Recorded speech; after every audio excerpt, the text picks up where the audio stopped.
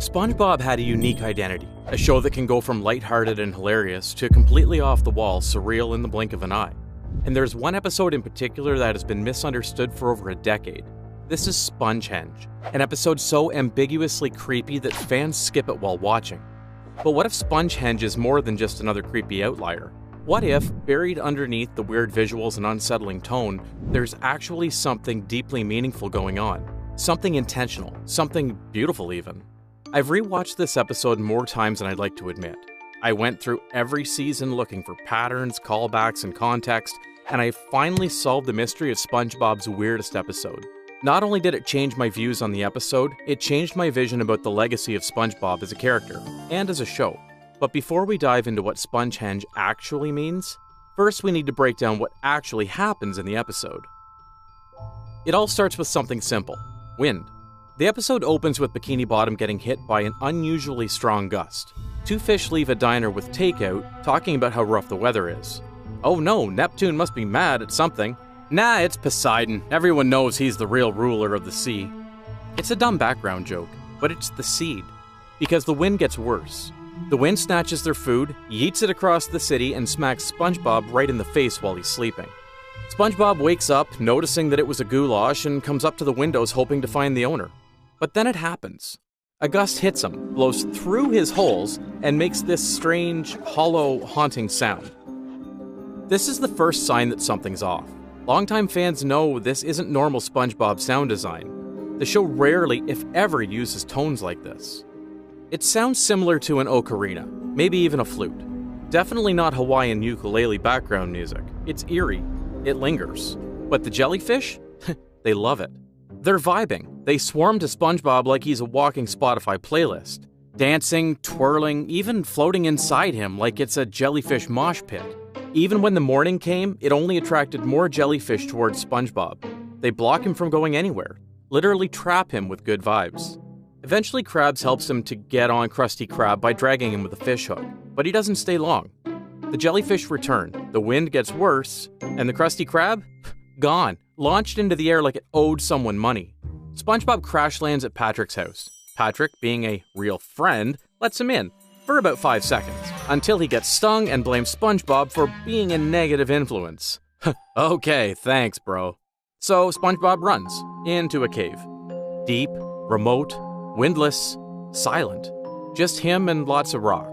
And here's where it gets dark. SpongeBob doesn't just hide, he unravels.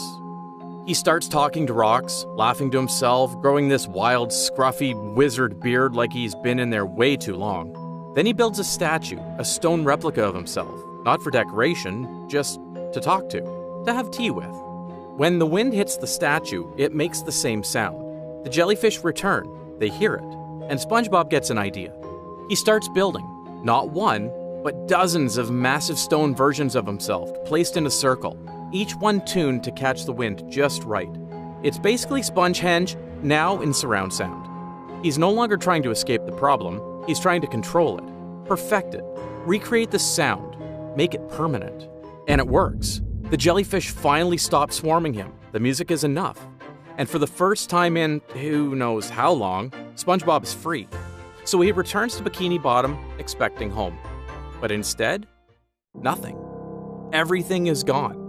The world moved on without him, and he's left by himself. He gave everything, his time, his sanity, his identity, to create something he thought mattered. Something perfect. But when he came back, there was nothing left to come back to. Skipping forward 3,000 years, the aliens are here, staring at the Stonehenge, trying to figure out who built them and why. And that's the end of the episode. No jokes, no payoff. Just an eerie wind and maniacal laughs. That is an ambiguous ending, and pretty dark, I think. This is also not a regular ending for SpongeBob episodes. Normally, the episode would follow a 3-act structure with resolution at the end. But this episode had no resolution whatsoever, only that eerie laugh. Spongehenge ends with no answers and 1,000 questions. How long was SpongeBob in the cave? Why is it still windy after 3,000 years? What happened to all the Bikini Bottomites? The ending gives you nothing. No punchline, no visual clues, just silence. And for a lot of viewers, that was the problem. Some fans hated it for the ambiguity. Others said it didn't even feel like a SpongeBob episode. From the opening scene, the tone is off. No goofy humor, no ukulele strumming in the background, just this. It's eerie, unfamiliar, and that's intentional. On the surface, this episode is just SpongeBob dealing with jellyfish trouble. But dig a little deeper, and it starts feeling like a metaphor for obsession, isolation, maybe even madness. SpongeBob doesn't solve a problem, he gets consumed by it. He spends who knows how long building stone versions of himself just to keep the music going, perfecting the way they sing in the wind. And when he finally returns home, everyone's gone. The Krusty Krab is a ruin, Bikini Bottom is empty. All he has left are the jellyfish, still dancing to a sound that isn't even coming from him anymore. He became a monument to his own art, a ghost conducting music for no one. When SpongeHenge first aired, no one knew what to make of it. Some fans called it brilliant, others thought it was creepy, dark, even depressing. A lot of people just wrote it off as random nonsense. But the older you get, the harder it is to shake off. You start to ask yourself, what was this episode really trying to say? SpongeHenge leaves a gap just wide enough for interpretation. Since this episode was aired, a lot of people have already constructed a lot of good theories. And by using every single one of those theories, I was finally able to solve the true meaning behind the episode. The first theory is that the whole episode is a joke about ancient monuments. The title's an obvious reference to Stonehenge, the mysterious monument that's inspired centuries of speculation. Historians write books about it. Tourists take selfies in front of it. No one really knows what it means, so we project meaning onto it. SpongeHenge is just that, a long joke about meaningless monuments. SpongeBob builds giant stone versions of himself. 3,000 years later, aliens find them and wonder what they meant. A gag about how we treat the unknowable is sacred. And yeah, that could be it. But if it's a joke, where's the punchline? The episode doesn't end with a satisfying laugh, it ends with a laugh that feels wrong. That's the first red flag. This episode starts like a joke and ends like a warning. Now, let's go one layer deeper. Some fans believe this wasn't just about jellyfish or monuments. It was about the people behind the show. SpongeHenge was episode 99B, the end of season 5, right before the show's tone and quality took a sharp dive. Most of the original creative team, including Steven Hillenburg, had already stepped away by then. So what if this was their last hurrah? The true ending of SpongeBob? A final, weird, beautiful, unfiltered piece of storytelling before the studio took full control. In that context, the silence makes more sense. The weird tone, the somber pacing, the lack of resolution. It's not a glitch, it's intentional.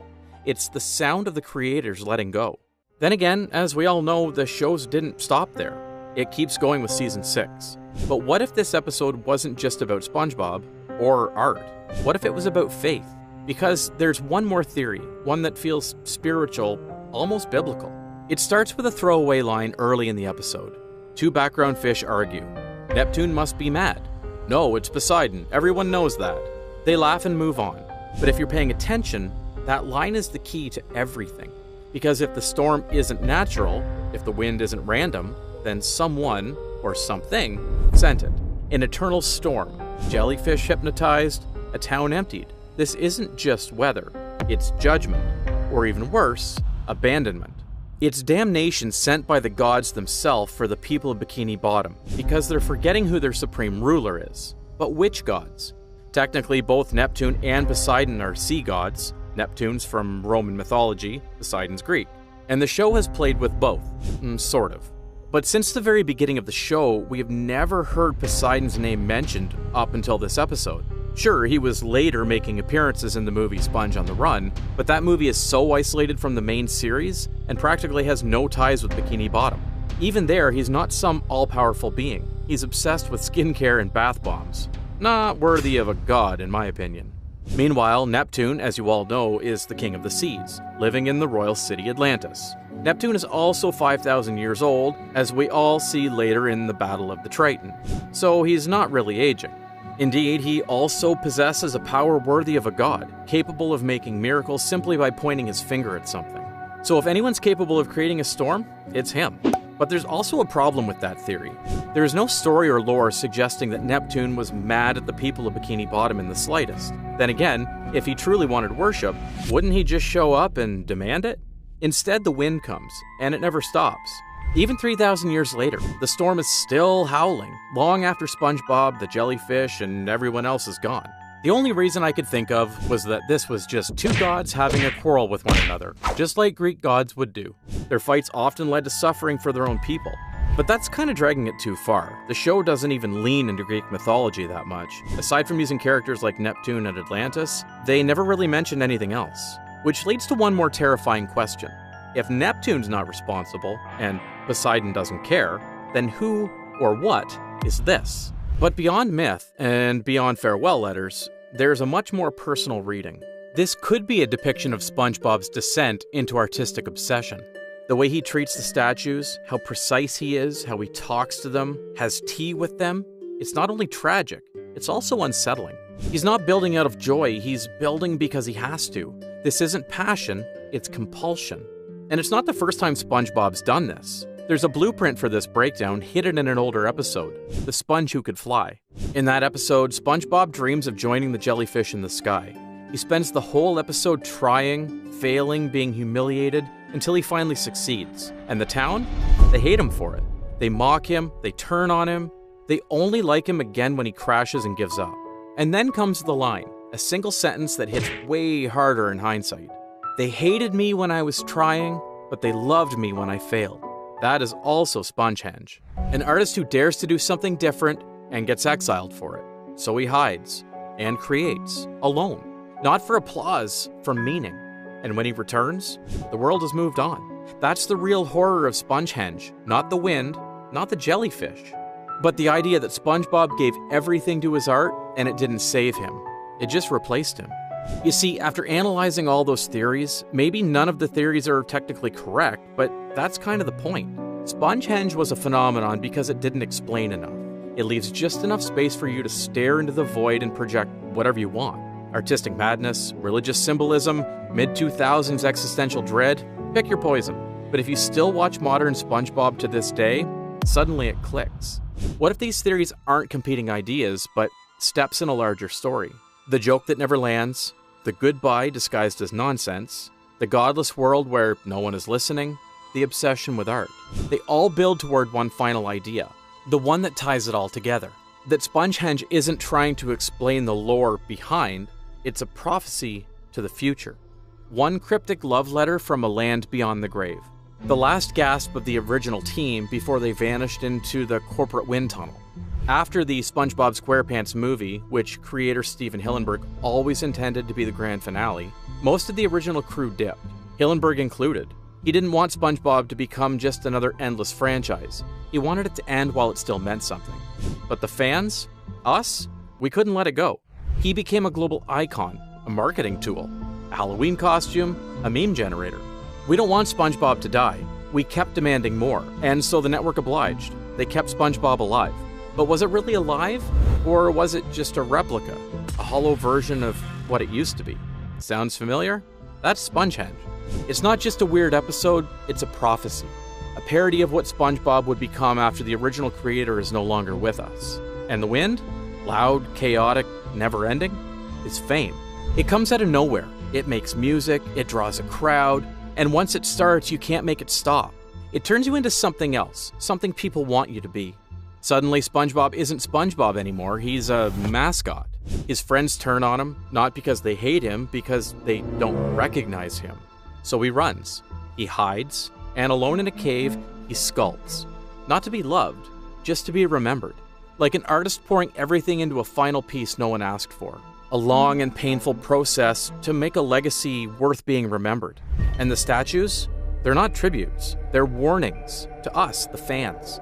That one day, you'll be cheering for something bigger, louder, and not the real ones. The statues don't complain, they don't change, they just stand there and look like SpongeBob, just like the modern episodes.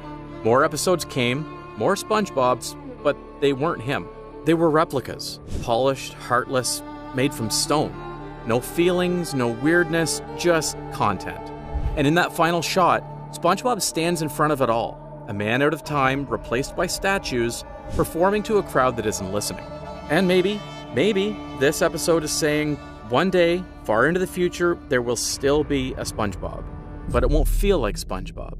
It will be something that tries to look like him, tries to sound like him, but the soul is gone. And some future kid will look at the screen and ask, what is this?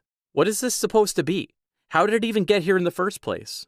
But hey, at least the stone was entertaining to the aliens. So maybe Spongehenge wasn't nonsense after all. Maybe it was the original team's final message, a whisper buried in the wind, a warning about fame, a goodbye to the fans, and a time capsule for what the show used to be before it got lost in its own echo. And the sad part is, we're the ones who changed him. Just like Patrick, who will most likely change if he never met SpongeBob. We'll talk about that next time. See you there.